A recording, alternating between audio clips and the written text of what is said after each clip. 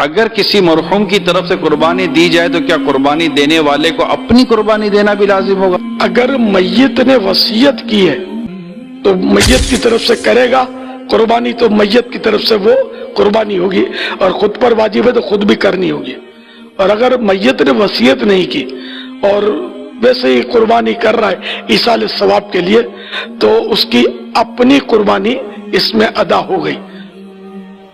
ایصال ثواب تو سبھی کر سکتے ہیں، ایک قربانی کا ثواب ساری امت کو ایصال ثواب کیا جا سکتا ہے۔ صلو علی الحبیب صلی اللہ علیہ محمد۔ کس نے کہا ہے میرے والد صاحب کا انتقال ہو گیا ہے، کیا ہم ان کے نام کی قربانی کر سکتے ہیں؟ اس پر کیا طریقہ کار ہوگا؟ جی بالکل کر سکتے ہیں۔ نبی صلی اللہ علیہ وسلم نے 2 مینڈے ذبح کی، ایک اپنی طرف سے اور ایک امت کی طرف سے، اور آپ نے ایک دفعہ ایسا بھی کیا کہ ایک قربانی اپنی طرف سے اور ایک ان کی طرف سے جو قربانی نہیں کر سکے، تو اس لیے پتہ چلتا ہے کہ قربانی کسی دوسرے کی طرف سے بھی کی جا سکتی ہے۔ تو آپ اپنے مرحوم والدین کے لیے کر سکتے ہیں، صرف ابا سے کر لیں، صرف اماں کے لیے کر لیں، دونوں کے لیے کر لیں، کوئی حرج نہیں ہے۔ ہاں، اب دونوں کے لیے کریں گے تو کیا ثواب تقسیم ہو کے ملے گا دونوں کو؟ یہ ایک سوال ہے بھائی، سمجھ میں آ رہا ہے؟ بھائی ایک بکرا، ایک دمبا یا گائے کا ایک حصہ آپ کے مرحوم والدین دونوں کے لیے کر لیا آپ نے، تو کیا آدھا آدھا دونوں کے لیے ہوگا یا دونوں کو پورا پورا ثواب ملے گا؟ اس میں علماء کی 2 رائے ہیں، کیونکہ اس کے بارے میں قرآن و سنت خاموش ہیں۔ صحیح ہے نا؟ ابے بھائی بکرا ایک ہے اور ہو رہی ہے مرحوم ابا اور اماں دونوں کی طرف سے، تو کیا آدھا آدھا ابا اماں کو ثواب پہنچے گا یا پورے پورے بکرے کا پہنچے گا؟ سوال سمجھ میں آئے گا تو پھر جواب سمجھ میں آئے گا نا۔ تو اس میں علماء کی 2 رائے ہیں، کیونکہ قرآن و حدیث جہاں واضح نہیں ہو تو پھر اجتہاد ہوتا ہے نا۔ تو بعض جی نہیں، مرحوم میں زیادہ کے لیے بھی ہو سکتا ہے، زندہ میں تو ایک کے لیے ہی ہوگا، جو مرحومین ہیں ان میں پوری امت کے لیے جب نبی نے کر لیا تو نا، تو آپ بھی پوری امت کے لیے بھی کر سکتے ہیں۔ اصل میں ہوتا وہ آپ ہی کی طرف سے ہے، تو آپ چونکہ ایک ہیں تو آپ ایک ہی بکرا کریں گے، لیکن اس کا ثواب پہنچایا جاتا ہے زیادہ لوگوں کو، تو وہ 2 کے لیے بھی ہو سکتا ہے، 10 کے لیے بھی ہو سکتا ہے، پوری امت کے لیے بھی ہو سکتا ہے، وہ زندوں کے لیے بھی ہو سکتا ہے، لیکن وہ ہوگا پھر آپ کے لیے۔ لیکن جب آپ قربانی 2 کی طرف 2 زندوں کے لیے کر رہے ہوتے ہیں، پھر وہ دونوں کے لیے الگ الگ ہو رہی ہوتی ہے، اس میں ایک میں 2 آدمی شریک نہیں ہو سکتے۔ لیکن صرف ثواب پہنچانے کی حد تک جہاں تک بات ہے، تو ثواب پہنچانے میں تو 10 کو پہنچا دیں آپ۔ Wake up to reality. میت کے تعلق سے قربانی ہے، چاہے نبی اکرم صلی اللہ علیہ وسلم کے نام سے ہو یا دیگر لوگوں کے نام سے، اس کا کیا مسئلہ ہے؟ دیکھیے اللہ کے رسول کریم میں ایک عام بات میت کے تعلق سے کر دیتا ہوں۔ میت کے نام سے قربانی کے تعلق سے علماء سلف میں اختلاف ہے، کیا جائے گا یا نہ کیا جائے گا۔ اس معاملے میں جو ان کی رائے ہے وہ یہ ہے کہ اگر میت کے نام سے قربانی کی جاتی ہے تو قربانی کا ثواب تو اس شخص کو ملے گا جس نے کی، اس قربانی کا گوشت تو استعمال نہیں کریں گے اور صرف غریبوں میں بانٹیں گا، اس غریبوں میں گوشت بانٹنے کا ثواب ملے گا اس میت کو۔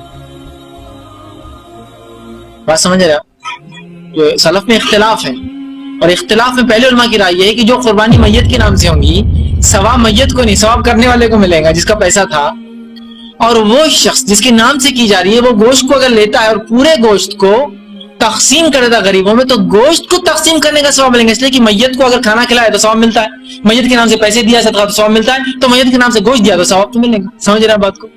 وہ رائے انہوں نے دی ہے کہ اگر کوئی میت کے نام سے کرتا ہے تو پھر پورا گوشت صدقہ کرنا پڑے گا، اور اس کا ثواب کس کو ملے گا؟ پھر میت کو، وہ کھا نہیں سکتا اس لیے کہ وہ صدقے میں آئیں گا، قربانی کا نہیں ملے۔ دوسرا، اس میت کو قربانی کا ثواب مل سکتا ہے جس میت نے زندگی میں قربانی کی وصیت کی ہو اپنے بچوں سے، جیسا کہ باپ بیٹے سے بچوں سے کہہ رہا ہے دیکھو میرے بعد بھی اگر تمہاری طاقت ہو تو ضرور میری قربانی کرنا، طاقت ہو تو یہ نہیں کہ بیٹا اپنی نہیں کر اور باپ کی کر رہا میت والا، میں زندوں کو ثواب اصل ہے، جو گزر چکے ان کا تو ہوا، ٹھیک؟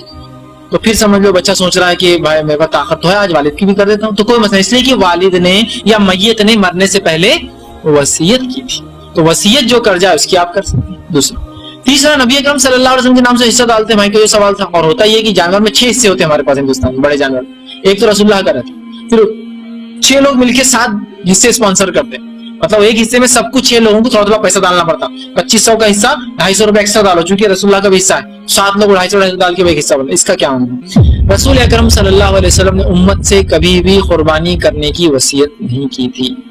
جو روایت ملتی ہے ابو داؤد کی، علی بن ابی طالب رضی اللہ عنہ اس کے راوی ہے، وہ فرماتے ہیں حدیث لیکن ضعیف ہے، پھر بھی بیان کر رہا ہوں جو کہ وجہ بنتی ہے لوگوں کی قربانی کی. اگر اس کو بحث کی حد تک مان لیا ہے صحیح، تو بھی اس سے کیا بات نکلتی وہ رکھنا چاہ رہا ہوں. بحث کی حد تک صحیح مان بھی لیا جائے تو اس سے کیا بات نکلتی وہ رکھ رہا ہوں آپ کے سامنے. پہلے حضرت علی رضی اللہ عنہ، رسول اللہ حدیث میں الفاظ ہے کہ رسول اللہ کی وفات کے بعد بھی ایک جانور ذبح کرتے تھے. کسی نے کہا علی تم ذبح کیوں کرتے ہو؟ تو کہا اللہ کے رسول صلی اللہ علیہ وسلم مجھے وصیت کی تھی. تو یہ ضعیف حدیث کو لے بھی لے جاتے سے ایک مسئلہ ثابت یہ ہوتا ہے جو میت وصیت کر جائے اس کی قربانی جائز ہے نا. رسول اللہ نے ان کو کی تھی. کبھی حضرت ابوبکر نے قربانی کی کہ اللہ کے رسول کی، جبکہ حضرت عائشہ زندہ تھی رضی اللہ عنہا، وہ بیوی تھی اللہ کے رسول کی، یہ سسر ہے، دونوں نے کیا ہے. کبھی عمر ابن خطاب رضی اللہ عنہ زندہ تھے جو آپ کے سسر تھے، ان کی بیٹی حفصہ جو اللہ کے رسول کی بیوی تھی وہ بھی زندہ تھی آپ کی وفات کے بعد، دونوں نے کیے کبھی کہ میرے شوہر کو ثواب پہنچے، میرے داماد اور میرے نبی کو ثواب پہنچے.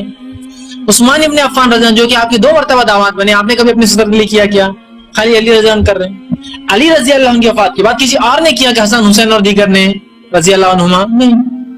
تو پتہ چلا اگر اس ضعیف روایت لے بھی لی جائے تو پتہ چلتا ہے جو میت وصیت کرے اس کے طرف سے قربانی ہو سکتی ہے، سب کے لیے نہیں ہے. تو لہٰذا رسول اللہ نے ہم کو وصیت نہیں کی ہے، تو لہٰذا اس حصے کی ضرورت نہیں ہے. لوگ ہر جانور میں ایک ڈالتے، تو انڈیا میں جنرلی ایک جانور صرف 6 حصے ہوتے، ایک رسول اللہ فکس سب ڈال دیتے. اس پر پھر یہ کہ تم بھی پیسے دو، ایکسٹرا پیسے دینا پڑتے ہیں. اب یہ آپ کی مجبوری بھائی، وہ پیسوں کو آپ صدقہ سمجھ کے دے دیجیے کہ کیا کرنا ہے، چونکہ وہ 7 حصے ہوتے ہی نہیں، 6 حصے ہوتے ہیں، اور وہ 6 حصے والوں کو مل کر 7ویں حصے کو اسپانسر کرنا پڑتا ہے.